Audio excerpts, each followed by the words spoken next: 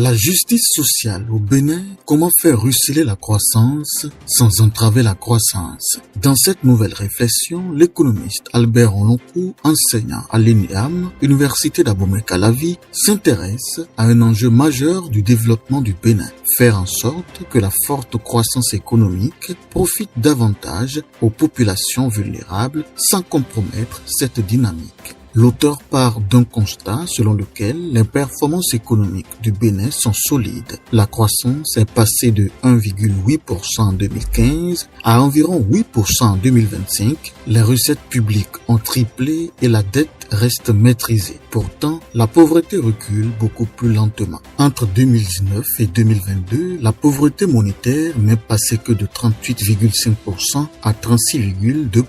Pour Albert Onlonkou, le problème n'est donc pas la croissance, mais le chemin qu'elle emprunte pour parvenir au ménage. L'économiste compare cette situation à un canal ensablé. La richesse produite augmente, mais elle ne circule pas suffisamment vers les populations qui en ont le plus besoin. Or, en mobilisant l'image du tunnel d'Albert Hirschman, il rappelle qu'une société accepte mieux les inégalités lorsque les populations défavorisées croient que leur situation finira par s'améliorer. La réflexion remet en question l'opposition entre redistribution et croissance. Pour l'auteur, le Bénin n'est pas confronté à un essai de redistribution. L'enjeu est de choisir les instruments les moins pénalisants pour l'activité. Il défend notamment une fiscalité davantage orientée vers les actifs immobiles, particulièrement le foncier. Le sol ne pouvant être délocalisé, sa taxation peut limiter la rétention spéculative à condition de distinguer la valeur du terrain de celle du bâtiment. Albert Onlonkou relève que plusieurs orientations de projets de société Wadaï Talata pour 2026-2033 vont déjà dans cette direction. Réforme du cadastre, partage de plus-value foncière, cantine scolaire, gratuité du secondaire pour les filles, irrigation et mécanisation agricole. Ces mesures renforcent selon lui la capacité des populations à produire durablement des revenus.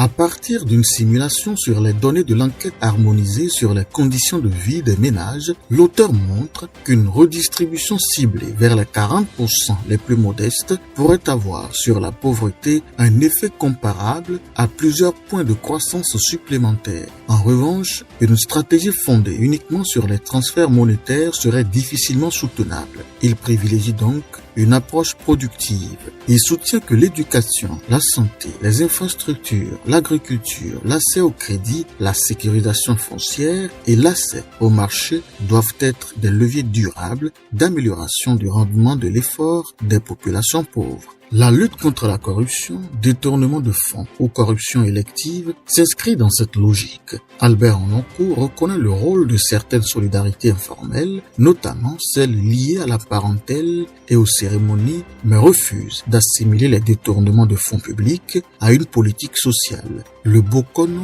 ou le Vodouno et les adeptes ou les électeurs qui participent à ces cérémonies ne sont pas en cause. C'est l'idée qu'un détournement puisse devenir une forme de politique de redistribution. Une école, une piste rurale ou un centre de santé produisent des bénéfices collectifs et durables, contrairement à une redistribution fondée sur la faveur ou la parentèle. La dimension territoriale constitue enfin un axe majeur de la tribune du professeur Onlonkou. Les écarts de pauvreté entre départements montrent qu'une politique identique appliquée à des territoires inégaux peut reproduire les inégalités. L'auteur préconise donc une équité de séquence avec des investissements prioritaires dans les territoires les plus défavorisés, notamment à travers les infrastructures, les villes secondaires, les filières agropastorales et l'accès aux marchés régionaux. En conclusion, le professeur appelle notamment à raccorder le cadastre à un véritable impôt foncier récurrent, à garantir un accompagnement humain derrière les dispositifs numériques de protection sociale et à fonder les performances des régions sur la mesure des inégalités et de la convergence territoriale.